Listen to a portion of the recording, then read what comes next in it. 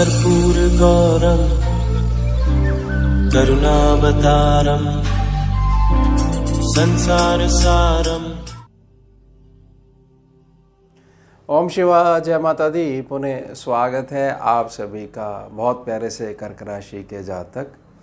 प्यारे शुक्र बाबा जो है 9 अक्टूबर को हो जाएंगे नीच प्रभावी और इसका असर रहेगा 2 नवंबर 2025 तक, यानी 9 अक्टूबर से लेकर 2 नवंबर तक शुक्र बाबा जो है कन्या राशि बने रहेंगे, नीच प्रभावी बने रहेंगे। अब इसका सीधा सीधा प्रभाव क्या पड़ने वाला है? शुक्र नीच प्रभावी होने का मतलब है कि आपकी अच्छी भली गाड़ी जो चल रही है, सड़क के ऊपर गाड़ी चल रही है, इस गति से गाड़ी चला रहे हो, अंदाज़ा है कि भाई इतनी गति पे हमारी गाड़ी चल रही है, इतनी स्पीड पे हमारा वाहन चल रहा है, तो इतनी देर में हमारी जो मंजिल है वो कवर अप हो जाएगी, यहाँ पहुँच जाएंगे, हाँ पक्का पहुँच जाएंगे।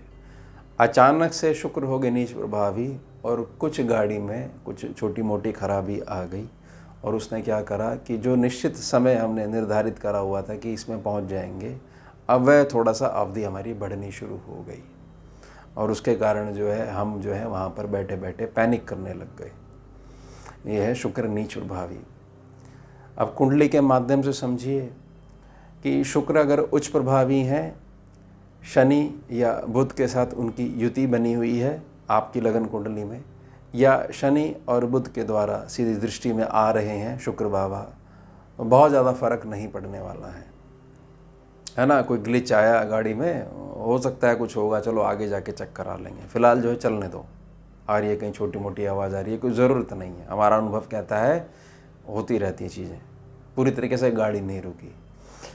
अब उसमें कि हाँ गाड़ी जो है रोकनी ही पड़ी, तो क्या है, शुक्र है नीच प्रभावी और शनि और बुध के अलावा जितने भी ग्रह जो बच गए, अब बाकी जो ग्रह बच गए, तो उसमें या तो सीधी दृष्टि उनकी पड़ रही हो या उनके साथ युति बनी हुई हो, तो गाड़ी जो है एक बार तो रोकनी पड़ेगी चेक करने के लिए। यानी क्या होगा, जो टाइम जो है वो हमारा अब ज़्यादा लगने वाला है।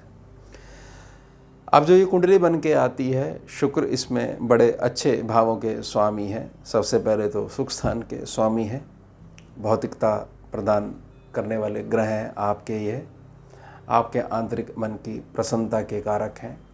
ये जो कुंडली जो बन के आई है आपके सम्मुख, इसमें और हर प्रकार का लाभ देने के लिए, क्योंकि वृषभ राशि आपके 11वें सेक्शन में पड़ रही है, तो हर प्रकार का लाभ देने की जिम्मेदारी शुक्र, यानी कि शुक्र जो है आपकी कुंडली में बहुत ज़्यादा महत्व रखते हैं।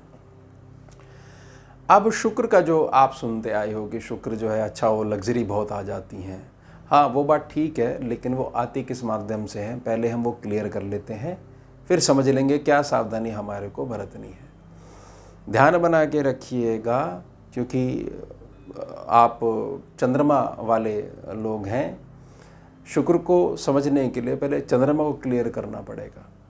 चंद्रमा क्या है? चंद्रमा एक ऐसे ग्रह हैं, अगर वो ठीक प्रकार से कार्य कर रहे हैं तो कुछ ना कुछ धन आपके पास हमेशा बना ही रहेगा। आपके पर्स में हो, जेब में हो, कुछ ना कुछ जो बना ही रहेगा। एक प्रकार के छोटा सा भंडारण जो है धन का, वह बना ही रहेगा। हालांकि जितना आपको चाहिए उतना नहीं, लेकिन फिर भी ऑन एन एवरेज जो है ठीक बना रहेगा। उसके अलावा दूसरी पहचान ये है कि अच्छी थाली आप खाते हो, अच्छा भोजन आप करते हो, पौष्टिकता वाला भोजन आपके सम्मुख आता है। बहुत अधिक तो नहीं कर रहे हो, लेकिन हाँ इतना है कि अच्छा उससे आपका स्वास्थ्य है, अच्छा आपका शरीर है, तो चंद्रमा जो अच्छा भोजन प्रदान कर रहा है, तो चंद्रमा ठीक है। अब जो है, अब हमारे को शुक्र समझना है। अब शुक्र क्या है, उसके प्रति हमारी आंतरिक भावना और रिएक्शन। अब हर प्रकार की सामर्थ्य जातक के पास है, फिर भी जातक की कंप्लेंट है कि मेरा कुछ नहीं हो सकता, केवल जो है मैं बर्बाद ही होता जा रहा हूँ, अमुक सन से बर्बाद ही होता जा रहा हूँ। जबकि बड़ी गाड़ी में बैठकर वो बात कह रहा है, लेकिन क्योंकि उसकी जो भावना है वो ये भावना है कि इसका क्या है, तो दुनिया के पास है, मेरे पास तो वो होना चाहिए जो विश्व में केवल जो है प्रमुख जो है 11-12 लोगों के पास हो। पहले जो 10 लोग हैं उनमें मेरी गिनती शामिल होनी चाहिए, उनकी सूची में मेरे को जो है आना है। इसलिए मैं दुखी हूँ, इसलिए कुछ अच्छा नहीं है, मेरा कुछ अच्छा नहीं है, मेरा सब खराब है। लेकिन उससे नीची श्रेणी वाला कोई लोग देखेंगे, कहेंगे भाई अजीब बात है ये तो, इनकी सब कुछ है फिर भी जो है कोई वैल्यू नहीं है। तो वैल्यू नहीं होने का मतलब है कि हर प्रकार से केवल नेगेटिविटी दिखवाना ही शुक्र नीच प्रभाव का काम है। हर प्रकार की चीज़ें, सब चीज़ कर सकते हो, हर प्रकार का बुद्धि है, विवेक है, सब गुण है, लेकिन फिर भी ऐसा अपने आप को मानना है कि हमसे बड़ा गुणहीन कोई है ही नहीं। ग्रह ठीक नहीं चल रहे, काम बंधवा दिया किसी ने, किसी की नज़र लग गई, वास्तु ठीक नहीं है, ये क्या है? ये शुक्र नीच प्रभावी, ये काम हो ही नहीं सकता।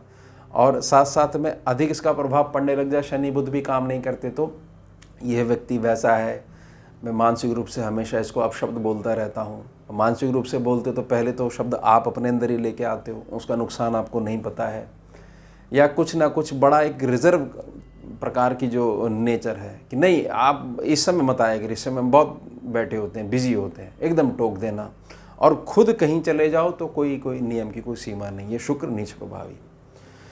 तो शुक्र क्या है? शुक्र है आपकी वो मानसिकता जो अगर सही नहीं है तो जो भोग रहे हो वह भी ये लगेगा कुछ नहीं है, और कुछ अच्छा करना चाहते हो वो कर ही नहीं पाओगे। इसलिए शुक्र बहुत ज़्यादा इंपॉर्टेंस रखते हैं। अब शुक्र नीच प्रभावी हो जाएंगे, उससे पहले जो है ये धन स्थान पे बैठे हुए हैं केतु के साथ। मैंने निजी प्रार्थना करी थी कि शुक्र केतु की युति जो है व्यर्थ का स्त्री पुरुष आकर्षण घेर लेता है, और जब वो नीच प्रभावी हो जाएंगे तब समझ में आएगा कि हाँ भाई कुछ जो है मार्ग हमने गलत पकड़ ली है।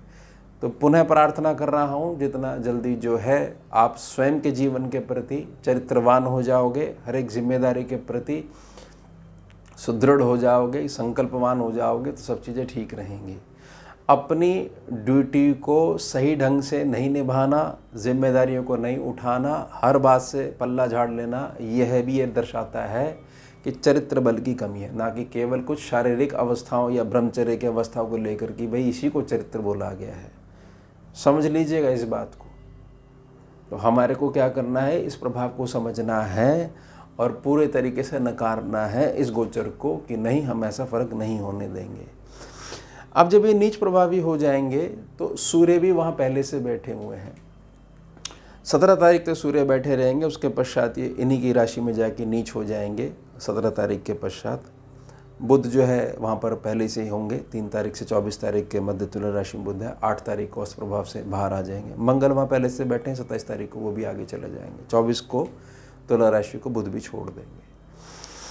अब सूर्य जब यहाँ पहले से बैठे हुए हैं, ध्यान बना के रखिएगा अपने घर के आंतरिक माहौल में आपकी धर्मपत्नी का शारीरिक स्वास्थ्य और मानसिक स्वास्थ्य अगर प्रभावित होता है तो उससे आपको प्रभावित बिल्कुल नहीं होना है, बल्कि बहुत अधिक आपकी भावना ऐसी होनी चाहिए कि मैं इसको और अधिक प्रेम दूं और अधिक इसको संभालूं, ना कि वही चिड़चिड़ापन और वही बात करने की रोज़ का है इनका, तो इनको तो कुछ पसंद ही नहीं आता, इनके आगे तो स्वर्ग लाके खड़ा कर दो, ये उसको भी नर्क की श्रेणी बता देंगे। ये मत करना। इससे ये पता लगेगा कि शुक्र का नीच प्रभाव आपके ऊपर पूर्ण रूप से हावी हो रहा है।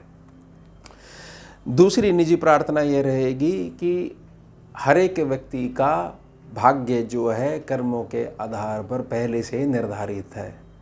आप अत्यधिक कर्म की भावना से उसको किसी भी दिशा में मोड़ने के लिए कर्म कर सकते हो, लेकिन एक जज निकाल लेना, उसका एक जजमेंटल नेचर के हिसाब से एक निष्कर्ष निकाल लेना कि ये चीज़ होगी ही नहीं, या ये चीज़ रोक दी गई है, ये कोई चीज़ ठीक नहीं है मेरे जीवन में, यानी भावना ये हो गई है कि केवल और केवल इसमें जो नेगेटिविटी है सबसे पहले हमारे को उसको निकालना है, उसको ही बड़े लेवल पर लेके जाना है। शुक्र के नीच प्रभाव का बड़ा सीधा सा अर्थ समझ लीजिए कि आप समाज में किसी जातक के पास कुछ सलाह लेने के लिए गए हैं और जातक ने बोला मेरा 30 वर्ष का अनुभव है, कोई माई का लाल पैदा नहीं हुआ जो इस कार्य को कर पाए, इसलिए तुम प्रयास भी मत करना, उससे केवल तुम्हारा समय व्यर्थ होगा, बेकार जाएगा, टाइम वेस्ट होगा।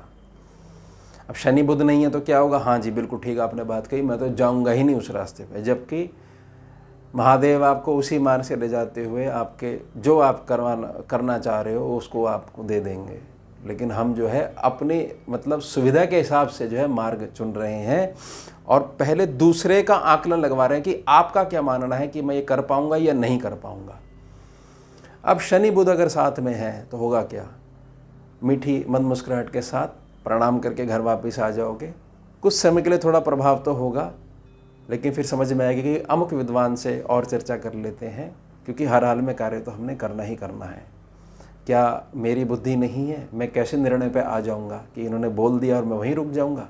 ये बोलेंगे खड़ा हो जा तो खड़ा हो जाऊंगा, बैठे तो बैठे, ये बोलेंगे श्वास रोक ले तो क्या रोक लूँगा? नहीं, मुझे तो हर हाल में कार्य करना है। वो उनका एक्सपीरियंस होगा।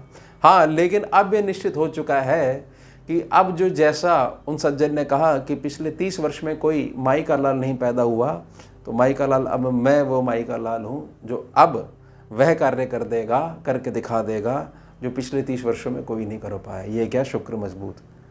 शुक्र मजबूत वाले जाता क्या करते हैं?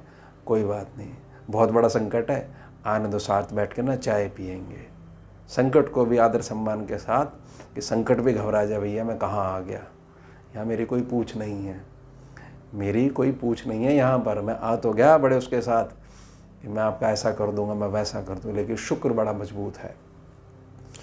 तो मेरी निजी प्रार्थना ये रहेगी, बहुत सारी चीज़ें ऐसी हो सकती हैं आपकी लगन कुंडली के प्रभाव के कारण कि कुछ अच्छा नहीं चल रहा है, कुछ ठीक नहीं चल रहा है, मन कर रहा है अमुक व्यक्ति को आप शब्द बोल दूं, मन में बहुत ज़्यादा गुस्सा आ रहा है, हर जगह अव्यवस्था ही अव्यवस्था है, कुछ भी ठीक नहीं है, संसार ही उल्टा हो गया समस्त, और केवल मैं ही ठीक हूँ।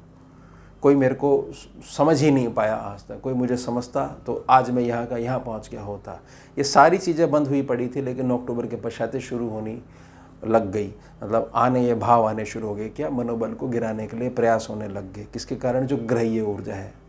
लेकिन थोड़े समय के पश्चात जो है आपने स्वयं को संभाला, स्वयं को उभारा, तो यही जो शुक्र का नीच प्रभाव है धीरे धीरे 17 तारीख के पश्चात से जो है ये आपको ऊंचा उठाना शुरू कर देगा।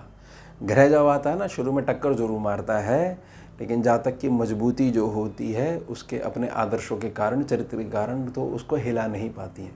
लेकिन ऐसा नहीं हो सकता कि हमारे को कोई छू ही नहीं पाए, उसको भी पता लगना चाहिए कि किसके सामने तुम आए हो।